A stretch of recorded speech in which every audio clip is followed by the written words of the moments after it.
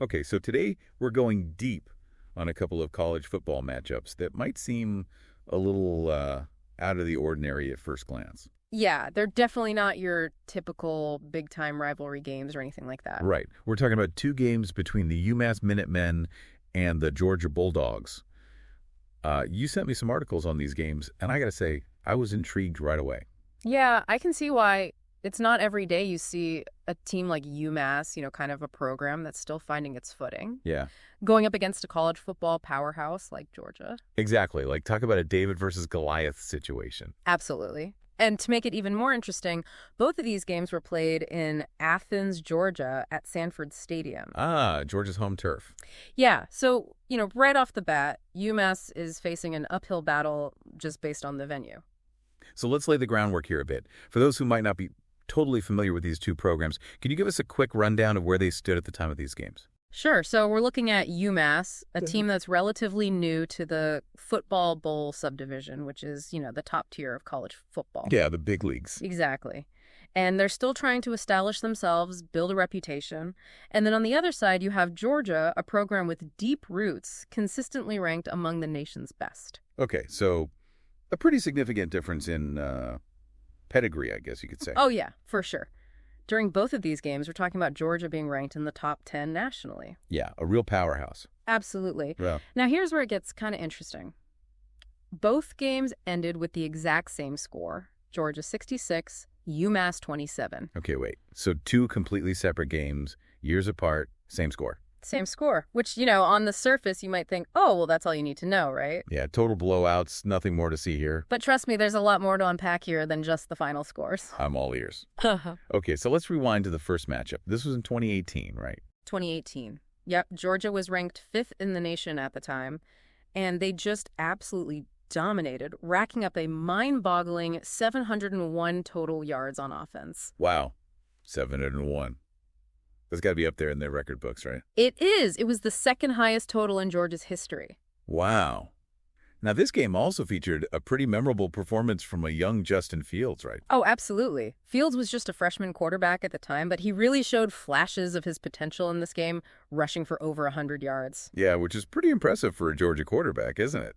I mean, they're not exactly known for their running quarterback. No, you're right. It's a pretty rare feat for them. It was only the third time a Georgia quarterback had hit that 100-yard rushing mark in a single game since 1976. Wow, talk about a glimpse into the future. I mean, Fields obviously went on to have a phenomenal career. Yeah, so even in these kind of lopsided games, there are these little nuggets, these moments that hint at future greatness. Yeah, absolutely. Okay, so now let's fast forward to 2024. All right, 2024. And the landscape has shifted a bit for both teams. Right. UMass is coming in with a 2-8 record. Not exactly a stellar season. And to add to their woes, their head coach had been fired just before this game. Oof.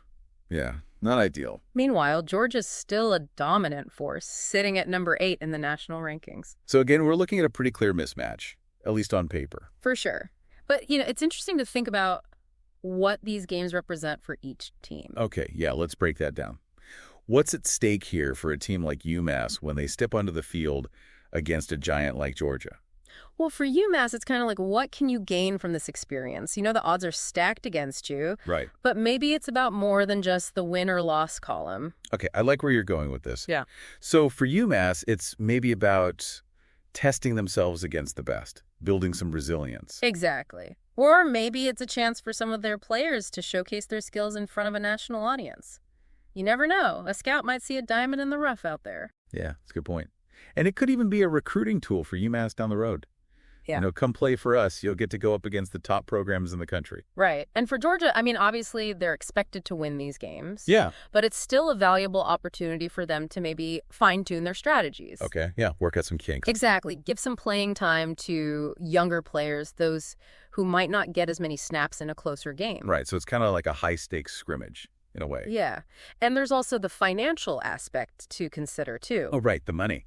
For a smaller program like UMass, getting paid to play these guaranteed win games against the big schools can be a significant source of revenue for their athletic department. Makes sense. But I got to ask, from a fan's perspective, doesn't this kind of create a situation where these games become predictable? Yeah, I can see that point of view, and it definitely raises some questions about competitive balance in college football. Right. Like, Yeah. Is it really beneficial for Georgia in the long run to keep playing these kinds of games? Or is it just padding their stats? That's the big question, isn't it? And it's something that people are debating more and more these days. It's interesting to think about, okay, so we've got these two seemingly mismatched teams, two identical scores, but when you peel back the layers, there's actually a whole lot more going on here. Yeah, for sure. We've got these underlying storylines about player development, financial realities, the whole idea of competitive balance in college football. And it really makes you think about the bigger picture, right? Like, what's the role of these kinds of matchups in the evolving landscape of college football? Right. Are they just a necessary evil, or are they something that needs to be re-examined, maybe even restructured? It's a fascinating question, and one that I think deserves a lot more attention. Absolutely. Well, on that note, we've reached the end of our deep dive. But I think we've given everyone plenty to think about. I hope so. Thanks for joining me. Until next time. Today is your lucky day. Today is the day that our $3 website works for you, paying you directly to your PayPal daily. Imagine $3 ongoing continuous payments to your PayPal account. Imagine falling asleep and waking up to $300 in your PayPal account. How would this make you feel? How could this help you? What bills could you pay? What kind of fun could you have? What does that retirement look like now? All for a one-time payment of $3. This website is DFY done for you, fully built and completely hosted, and never stops collecting payments for you. You have spent $3 on coffee on a regular, but that coffee won't help you create multiple streams of income. Click the link below.